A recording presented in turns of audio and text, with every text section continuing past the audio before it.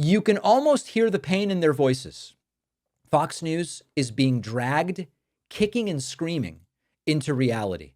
The Trump economy is shrinking. Here is Bill Hemmer.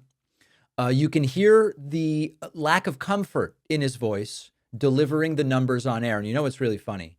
He almost gets it. He almost figures it out. All right, so obviously this is just moments after we learned that this GDP number came out. It did show a drop in growth, a contraction in the economy, first that we have seen in years, in fact. And it's a sharp reversal from the 2.4% growth we saw in the fourth quarter.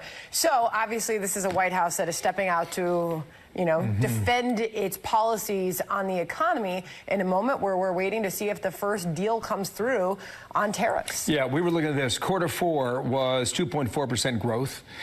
Quarter three was 3.1. Quarter two was 3.0. And now we're at negative 0.3%.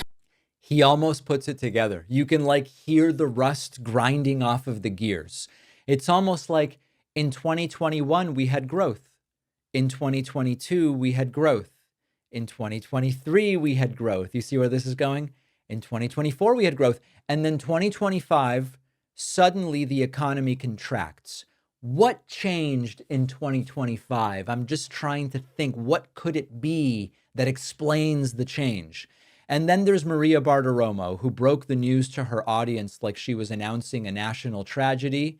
The tone is a lot less economic update and more like the president has been shot sort of feel. And here's what she had to say. Welcome back. We have breaking news right now. We're getting the GDP in for the first quarter, and it is a contraction, negative 0.3%. This is the first contraction since the first quarter of 2022.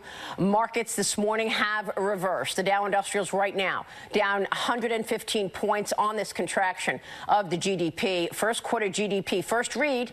We've got more coming up in terms of advances, but the first read on the first quarter GDP is in fact a contraction, down 0.3% versus an estimate of up 0.3%. First contraction since first quarter 2022. Markets reversing, down at the lows of the day, down 139 right now on the Dow Industrials.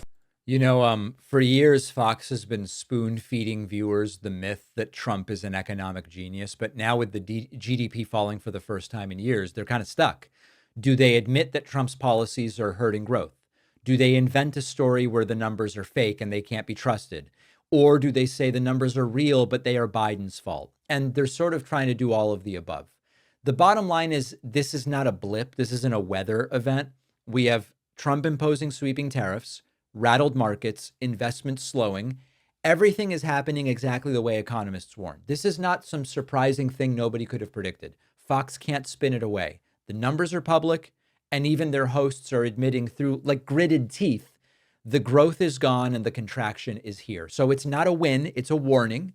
And if Trump keeps going down this road, we're going to see more of this. Shocked Fox anchors whispering bad news to a base that was promised endless winning, even though every serious economist said, oh, right, yeah, you impose blanket tariffs, economic activity will reduce.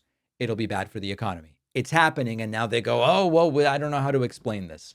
And there's one guy who is sick of it, and his name is Dave Portnoy.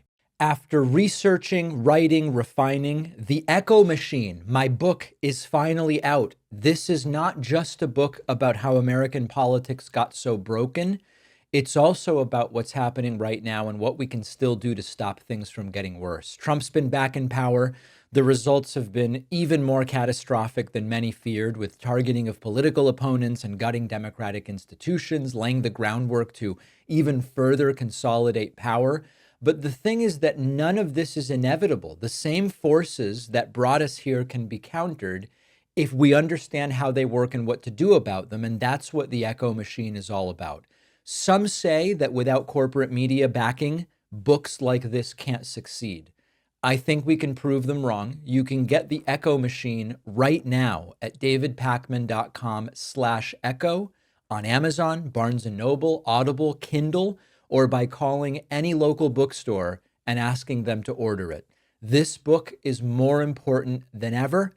If you care about what happens next, and I do, check out the Echo Machine today at davidpakman.com/echo.